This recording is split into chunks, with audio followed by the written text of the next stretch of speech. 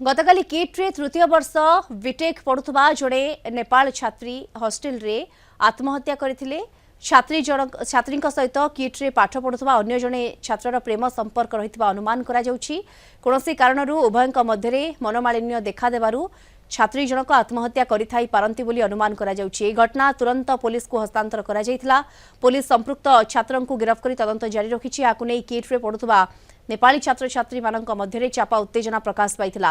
Kit कर्तृपक्ष बुझासुझा करिबा परे पिलामाने बुझिथिले। परिस्थिति को दृष्टि रखी पिलामानंकु निजे निजे घर को पठाई दिया जाइछि। परिस्थिति एबे शांत रहिछि। गतकाली तृतीय वर्षर जन छात्री जे नेपालर बासिंदा से काली से बीटेक करुछि से आत्महत्या करथिला एवं सार गोटे प्रेम संपर्क थिला तार आउ गोटे बीटेक छात्र सहित एवं तापरे